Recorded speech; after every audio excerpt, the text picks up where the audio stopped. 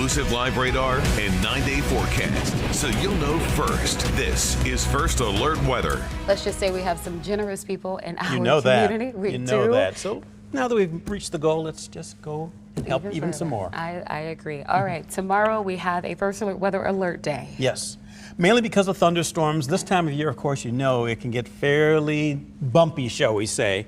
And these thunderstorms could mean business. Now, it may not be a widespread breakout, but there will be a few thunderstorms that get strong enough to produce damaging winds, damaging hail, and can't rule out even a tornado early in the process. So, cloudy skies, windy, mostly dry tomorrow, so not as much sunshine as we saw today. The winds are going to be the big story, even without a thunderstorm being around. We could see 40 and 50 mile an hour gusts ahead of the line of thunderstorms. So when do they arrive? Between 7 and 10 o'clock, that's when they start to develop west of the metro, then slide toward the metro after about 10 o'clock or so, and then into 3 in the morning, going farther east towards Sedalia. That's when the storms will form into a line. And usually when it's a line, it's more the wind event and the hail event, more so than isolated tornadoes. But when they first get going and they're kind of separated, that's when we really have to keep our eye on those storms farther to the south and to the southwest. But it's still enough to get our attention to make it an alert day.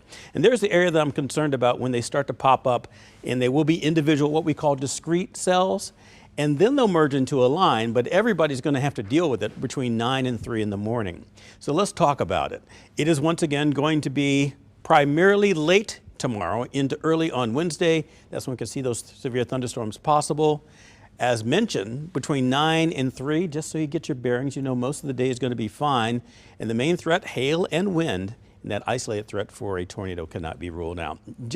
It bears repeating. So here's the way it's going to play out on First Alert Future Scan. Starting at noontime, a few showers are possibility earlier in the day, and then we're setting the stage. This is 7 at night, and here come the showers and thunderstorms. Trying to form a line, any discrete cells ahead of the line, those are the ones to watch out for. By 1 in the morning, still some gusty winds, possibly some hail, torrential downpours. We need the rain, so that's a good thing.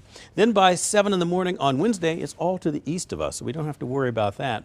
But nonetheless, it's going to be a day that we're going to have to keep our attention and our guard up. Here's a look at the exclusive First Alert 9-day forecast. A couple of changes we have to talk about.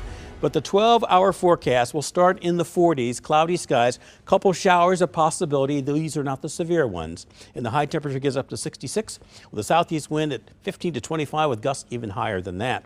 Wednesday, leftovers, 70, cools down dramatically on Thursday with a high of 59, 58 on Friday with a chance of showers, Saturday 53 degrees then.